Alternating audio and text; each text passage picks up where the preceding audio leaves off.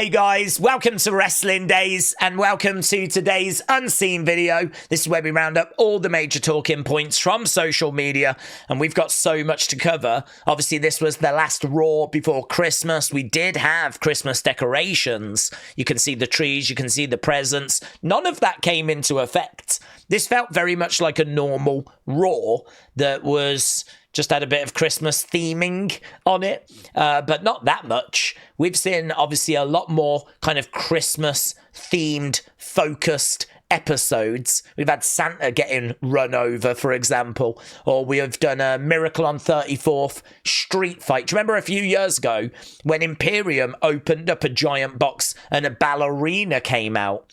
And then they opened up the other box and the New Day came out. Like, there was nothing like that on this show. We've seen people falling into trees and everything, but this just largely felt like a normal episode. But it kicked off with Drew. He made some great points. He was talking about how only one person reached out to him whilst he was away. I was thinking it could be pretty fun if that was The Rock. But thinking about it, might make more sense if it was Kevin Owens.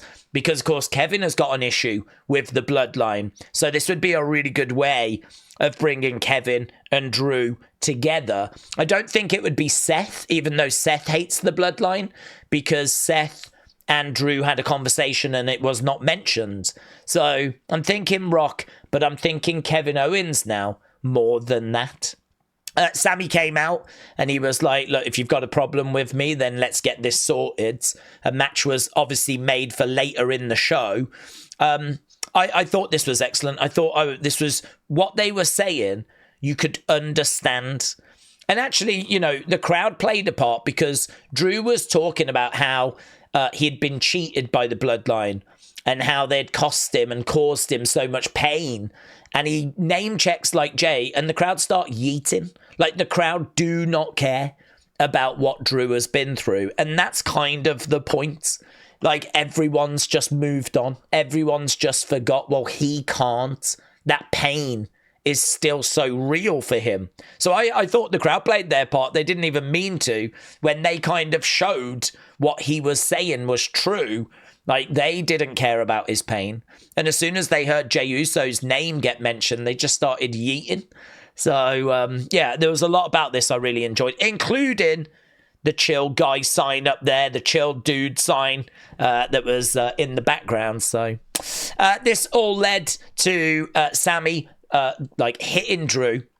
And Drew basically was insulting him by saying, like, why do you even want this match? Like, you've never managed to beat me. Like, just walk away. And Sami was like, I should do that, but I would rather do this. Bang. Laid into Drew. That then, of course, set them on a collision course. This was Drew about to deliver a Claymore, but Jey Uso comes down, makes the save. Obviously, the match would be made. Drew, Sami. Jey was saying, I'll do it. I'll have the match. But I think that's one that we'll get more in the future. As well as that heartbreak, our first match, Natalya versus Iyo versus Alba. And listen, a lot of these women deserve the right to be the Intercontinental Champion, but no one can convince me that when it comes to who should be the first champion, that anyone deserves it more than Natalya. She's been on this roster for so long. She does so much behind the scenes. She trains up all the women and she's there for when they first get called up to the main roster. She's a heart. We know how connected that family is with this championship.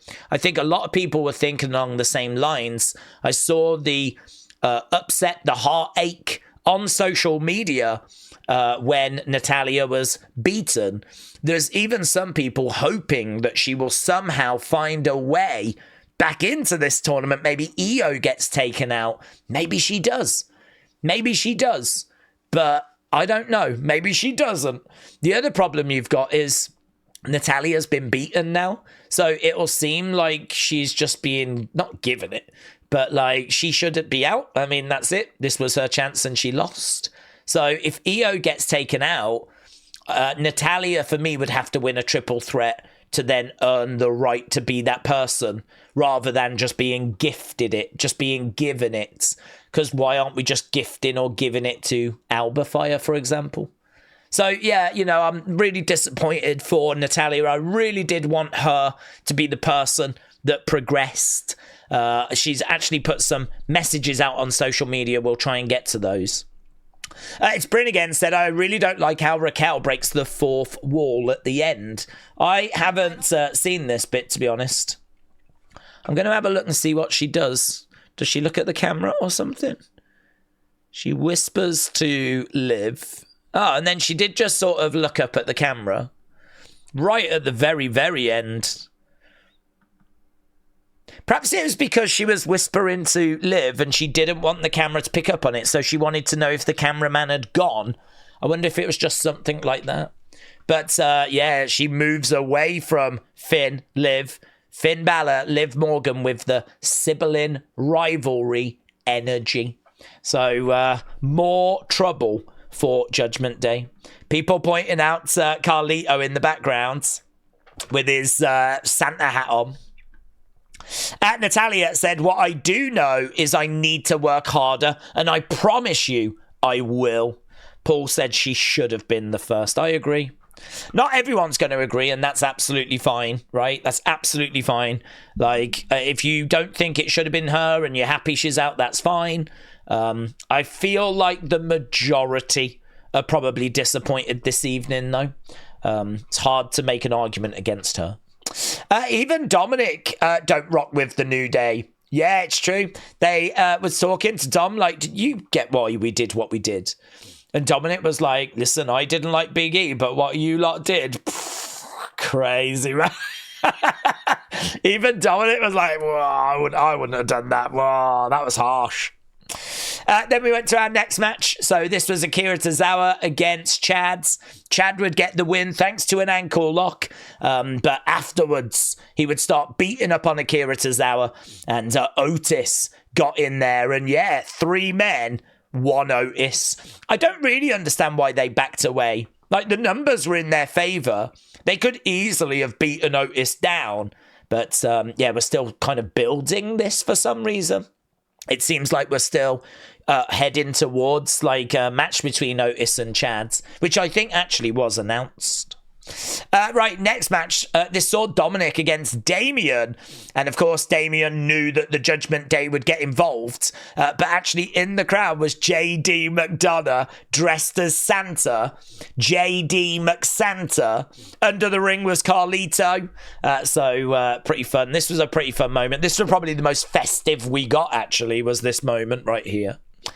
Talking of that match, there we go. Next week, the match has been made. Otis against Chad Gable. Does that end this? Is that where this is needed to go all this time? Does this finish that, or do we keep going? I just don't know. I don't know. Right, we got this as well. The second vignettes reportedly for Penta. So you can see these lines shooting across. There is a pentagram that kind of, there you go. I was going to say flashes up. So I think that's a big clue, isn't it? That pentagram that flashes. Because obviously Penta. So there we go. There's a little something that flashed at the end, was there? A little, what was that thing in white? I don't think, is it anything much? So, yeah, I mean, look, these pentagrams are obviously massive clues. I think if anyone was in any doubt still, I think this should clear it up. So it was a win for Damian in that match, by the way. But then, of course, the Judgment Day still had the numbers, but it was the War Raiders that came down and kind of evened up the score. Then we moved on to this. Dexter Lumis. He came out. It was not a very long match. He came out to shatter. I didn't see anything different with his ring gear. I thought the match was fine. I thought it was good. I don't think it went long enough to really do much more than that. I don't really know why it was so short, but it was. And so, yeah, we ended up getting this. I believe it was a DQ because we had Karrion, we had the AOP getting involved. That, of course, then brought out the rest of the Wyatt Sicks, and some cool little moments. Great moment where Nikki was picked up by Rowan and hurled to the outside. Like, that was really good. No Uncle Howdy is the big talking point here. No Uncle Howdy still. So a lot of people wondering, where is he? Why is he missing? What is it that he's cooking up? Obviously, there was some interruption, like at the start. I opened the door, I think flashed up on screen, but we can have a look at what the Wyatt Sicks tweeted out in a minute. Even Kofi Kingston's own mother disapproves of her son and Xavier turning on Big E. It's true, there she is. She was in the crowds. She just got up and walked away. She rejected his offer of a hug. She was saying some stuff. I couldn't quite make out what was being said, but I thought this was great. Just her getting up and just walking off. Yeah, it was really good. Kofi Kingston says, I will never forgive you people for this. I actually felt sorry for him, because as soon as he said that his mother had flown all this way, I did wonder if the crowd would like settle down a little bit, because it's not her fault, right? She was just being a lovely woman. So I thought they might be a bit respectful for her. But no, they didn't.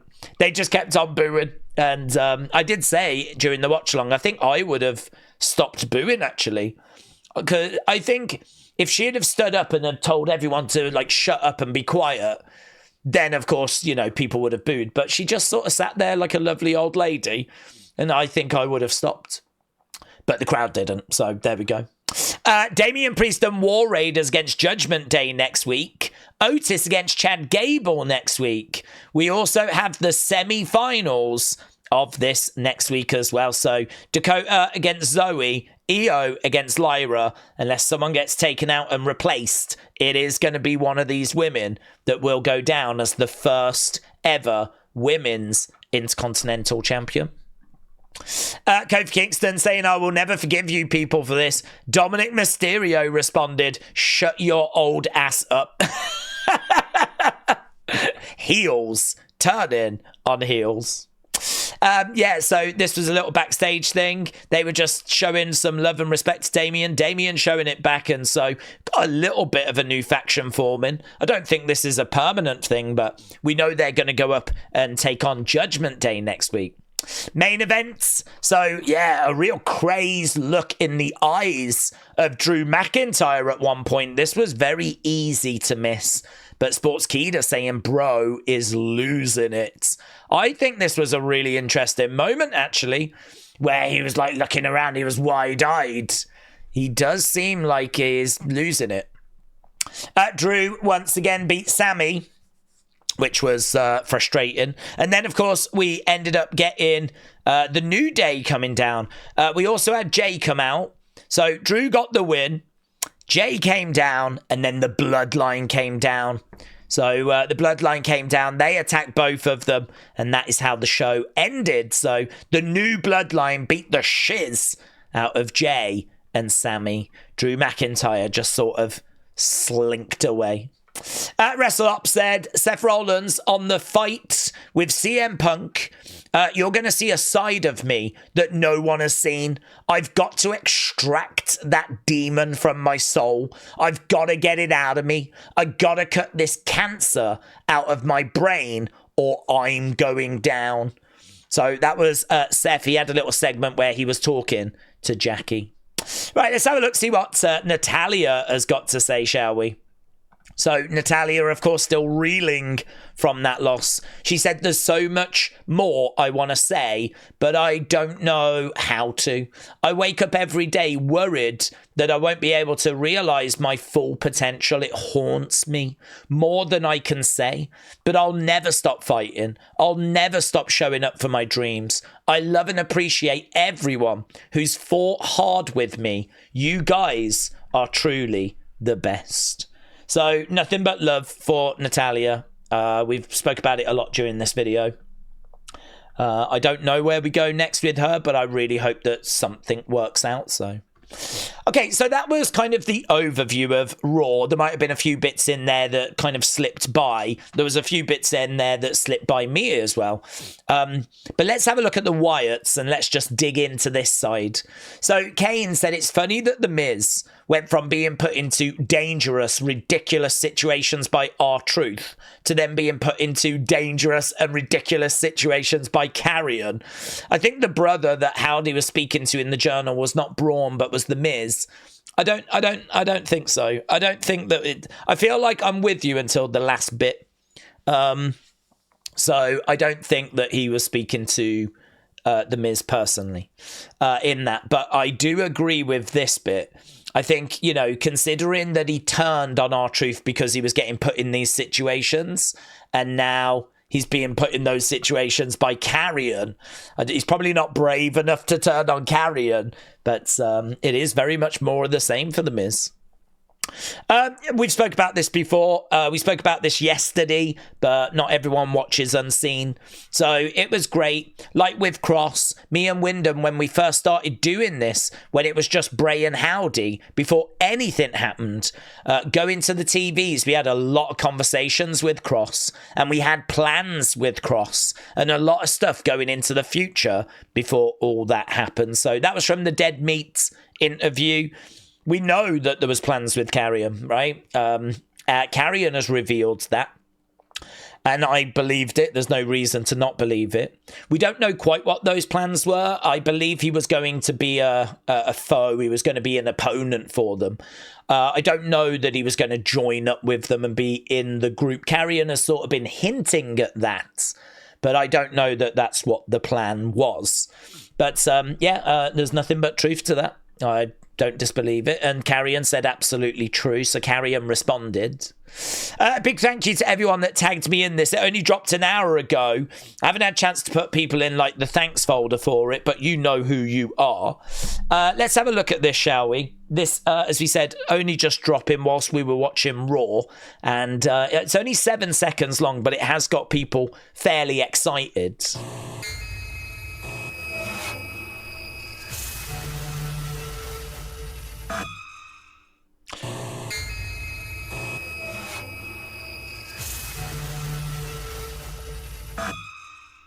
So for me, I don't think there's a great deal to that personally. I think there's a lot of people getting excited over something which just might not be where we're going. The reason why people are getting excited is because of the I opened the door, right? So here's Brady. So it's actually written in the she entry, right? Of I can only open the door, she must choose to walk through it. So the feeling, the belief is that the door has been opened. It's now up to Alexa to walk through it. And so are we going to see Alexa come walking through? All I would say is that we know that Alexa is expected to return in early 2025. So actually, if this is setting up a return for Alexa, it would make sense. So it could be going that way. But I also think we've been down these roads many, many times, right? Many times where we kind of put these cryptic messages out there. I mean, so many times we've had them tweeting stuff, these kind of words, you know, I've opened the door and all those kind of things. And it doesn't lead to any change. It doesn't lead to any development, right?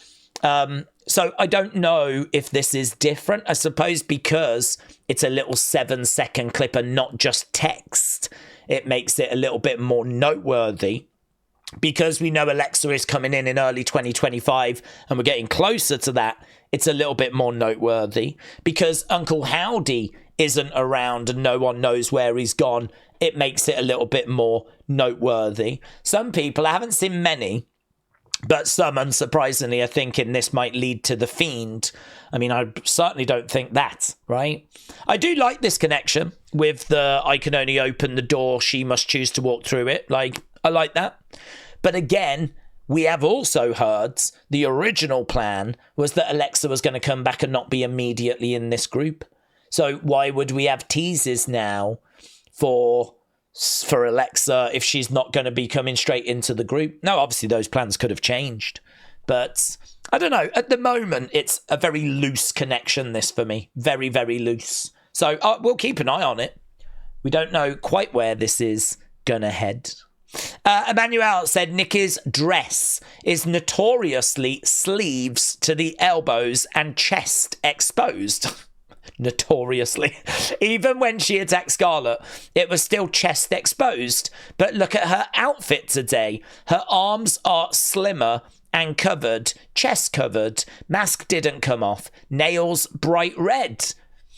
I don't think this was someone different, if that's what we're kind of insinuating. I just think she has some different dresses.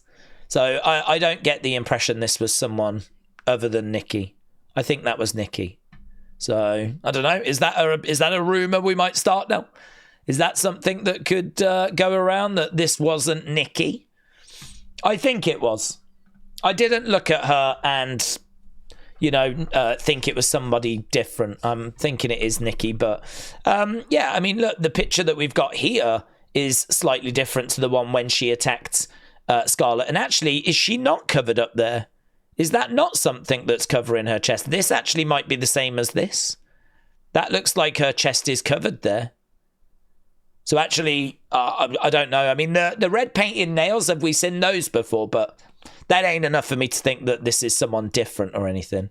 But yeah, a slightly different look for Nikki, but one that, as we can see from this image, we may have seen before. Karrion posted this. So we'll see, bitch.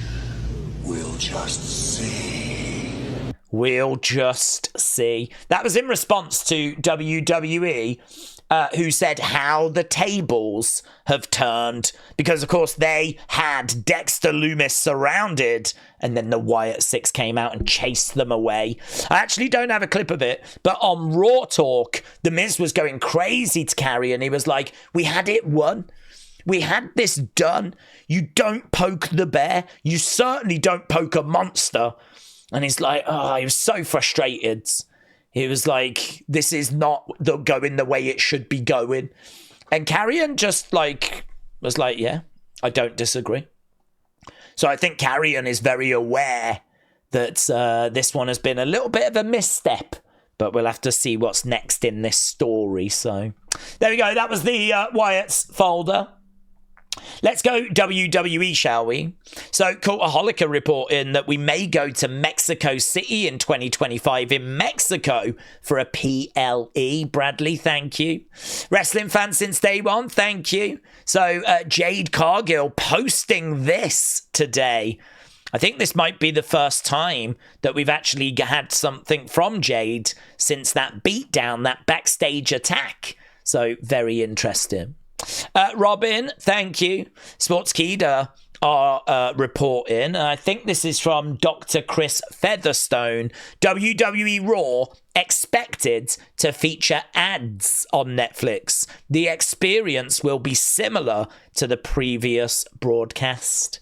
So we are kind of getting that message now that we will be getting ads during the shows on Netflix. I think for those that pay to not have ads, I think whilst people are watching ads, we'll probably end up getting like WWE ads, things that are like advertising forthcoming premium live events, and maybe little promos for wrestlers. And that's what we've always done on the WWE network. Okay, Real John got a follow back from the Jumping Bomb Angels. Congrats, bud. Jason got a like from Karrion. Congrats, my friend. Kelly the Wise Lady got a follow from Natty. And did I see something else? And I got a like from Karrion. Wes, look at this. Wes mentioned this during our live stream. Picked up a really nice car today. This is the vehicle that I've purchased. It's amazing. Imagine that. New car in the community. Do you remember back in the day? I don't know if people do it now, but if someone got a new car in the family would like go outside and have a look at it. I remember that, like our cousin came over with a new car, and like to my grandparents, and my grandparents, my parents, me, my brother, we would all go out and have a look at the new car. This has kind of got that feel to it as well. We're like, ooh. it's lovely, that is. It is really nice wear. Shout out to you, my friends. Seth said, I acknowledge the OTC, the only tribal chief. Look at this. These are amazing. Look at this. Tribal chief. Love the pattern on the side, the logo. Seth, that looks fantastic, but really, really good. Right, here we have got Alex, who has got a new pop vinyl. See if we can scroll down. So there, got myself an early Christmas present. Thought you would like this one, I do. It looks awesome. Dude Love looks absolutely brilliant. And listen, you've got to treat yourself at Christmas as well, so love that. Mattel said, Jumping Bomb Angels have followed me. Congrats, my friends. Look at this from God King. Look at this. Look at this. Someone is very much ready for Christmas. Let's go, community. Let's go full screen. Quite the image, my friends. I can tell you right now that there are hundreds of kids watching this that have just had their Christmas ruined. So there we go. God King, shout out to you, my friends. Hey, you want to talk about ruining Christmases? Yeah. Bit of banter. Shout out to you, but look at that. This is from my OnlyFans. So there we go. Maybe some of you will get a subscription to my OnlyFans for Christmas. Eh? You lucky devils. So there we go. Right, Raymond's got a like from Rob Van Dam. Congrats, my friend. And here, MTA said this was my Christmas gift to myself. Finally arrived the 434 days CM Punk signature spinabout. Oh, amazing. Looks absolutely fantastic, bud. So many congrats. Okay, sad looking Carlito. Le Chancellor. Shout out to you, my friend. This was Carlito's reaction when Natalya lost. It's my reaction as well. Hieronymus Drakeler. Here's Matt Cardona. He saw a picture of Chelsea in this fur jacket, and he compared it here to this lady from Ghostbusters 2. So there we go. This is just really cool. So Johnny said, we've been checking off all our annual Cleveland Christmas traditions. We're visiting the house from A Christmas Story. So there we go. Candice and Johnny and their kid going and having a great Christmas time. Kenny, for your thoughts, said, who did this? So here, look, they've got an actual promo being projected onto the garage door. We've got all these lights that are in sync as well with the actual promo as they're like flashing away and everything. I mean, I would imagine that must be really annoying for other people in the area, what with the lights kind of reacting to the promo. I think it's one thing to have lights and even maybe have them flashing every now and again, but to be constantly like moving and reacting, I don't know, man. I think that would do my head in personally. But listen, it's a pretty cool idea, isn't it? Having that projector. I wonder where the projector is. It up here or something? Where's that even being projected from? How would you stop someone stealing the projector? Bonkers, isn't it? The lengths that some people go to. Kevin Owens and his family went on the Polar Express. Look at this. The dude, I don't know why he did this. Look at this. Why did he do it on his head? He was doing his ticket on his head. Is that a Polar Express thing, is it? But here, look, they got a K, they got a K, they got an O. So they're off on the Polar Express.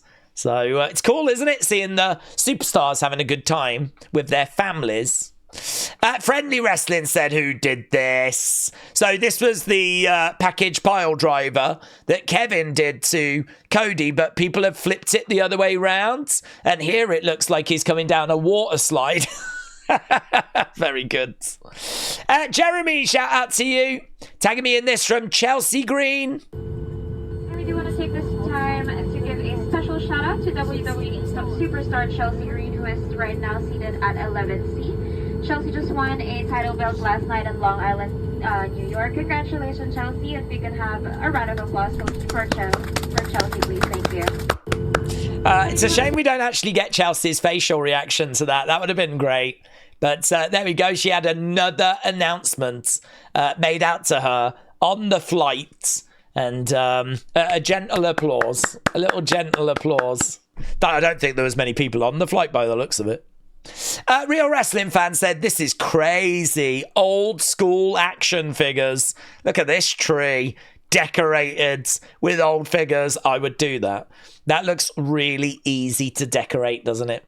Don't have to mess around with baubles or any of that nonsense. Just chuck a load of figures on a tree. Done. Angie, thank you. Bianca said real life. Dawkins, you better not say my baby ugly. So here we got Bianca Montez. There he is. Look, oh, you little scamp. So I don't know why she felt the need to post this today, but there we go. Bianca putting that out today. So that was the fun folder. I don't know if we've got any. Oh, we do have another. So yeah, it's just some images that came from that Penta short. So Word of Wrestling, thank you. Alexa Bliss changed her bio. Alexa Bliss on Mondays. So apparently she added Alexa Bliss on Mondays. So that kind of heavily implies she'll be coming back to Raw. Yeah, many congratulations. So here, Maxxine. Let's see if we can go. Let's see if it'll load first. There we go, look. Maxxine Dupri posted this 2 hours ago. And there it is. If you like it, then you should have put a ring on it. And he did. So Maxxine is engaged. Carmen saying congratulations. Naya saying congratulations. Nikita. Maxxine says status forever. So Kalani. We've got Brinley Reese. So yeah, look, we've got all these WWE superstars, NXT superstars congratulating Maxxine Dupri, who apparently a few hours ago got engaged. So very, very cool. Dustin Rhodes has announced that he has signed a new multi-year deal with AEW. So that'll be disappointing to some that were hoping that he would find his way to WWE. Paul Heyman has always had Roman Reigns' back. This is them after WrestleMania 31. So Roman had been in the main event, but of course he had just lost because Seth had come down and cashed in. So this is backstage. Heyman actually calls Roman Joe, which is kind of nice. Please understand. I think that's wrong. It's looking like a hot mess right now. Nobody carried you, Joe. Nobody carried you. We looked up to yours. And then some. Nobody carried you, Joe. Nobody carried you. You lived up to your end and then some. So, you know, he was probably down. He was in the main event of WrestleMania. They've not put the belt on him. They've gone with Seth. He's feeling a bit deflated. It's probably not gone the way he was hoping it was going to go. Who knows in the builds? He might have been told, yeah, you're going to get the belt. And then, of course, you know, Seth cashes in. I don't know.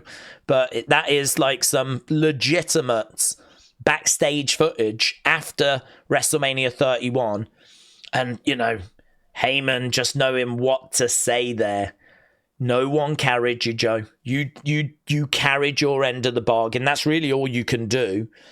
And, you know, you should be really proud about what you've contributed there. You carried your end and then some. It's a great clip, that is, isn't it? Really, really good.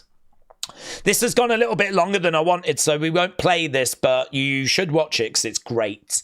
Karrion says, my book is now available for pre-sale. So what I'll do is I will retweet this. So I retweeted it earlier, but it was a quoted tweet. I've actually retweeted this now. So you can get it from Amazon. You can get it from ECW Press. He said that he wasn't sure about doing it, but when he heard that other people might benefit from hearing about what he's overcome in his life, that convinced him to do it. He says that he realized he was quite a violent man, like he had violent tendencies. And that's something he knew he had to work on. And he was just said there's loads of good stories in there. And, you know, you'll learn about how I met Scarlett, how I dealt with being released. And it genuinely seems like a really interesting book. And you know how good he is of a promo. I've got to think he's an excellent storyteller. So I'd imagine this is going to be quite high on a lot of wrestling fans' wish lists. So hopefully it does well for him. He's been absolutely excellent in this feud with the Wyatts. Okay, let's do thanks and run away, shall we? So Big Bam, thank you, my friend. Milo, appreciate the support. It's Kaz81, thank you. Wrestling's biggest fan, thank you, my friend. Hieronymus Drake, thank you for the support, buds. Metal Mama, Brittany, thank you. Jang Tae Sang, thank you, my friend. Sweet Chin Wrestling, appreciate it, buds. Bradley, thank you, my friend. James, appreciate it. Emmanuel, thank you, buds. Tony, thank you very much. Kelly the Wise Lady, thank you, my friend. Mr. West, I'm applauding you. And Raymond, thank you for the support. So there we go. A little bit messy, this one, because of the fact that we were all out of sync. It was a tape show. It just a bit messy. Some people are around, some people aren't around. So did the best that we could. But I thought there was some interesting stuff in here all the same, like just as normal. I will be back with another one for you tomorrow, though. Again, massively appreciate the support. If I don't see you before Christmas, have a great Christmas. But we will be back for our NXT stream later. And we will have an unseen after that as well. So thanks for watching. Bye for now.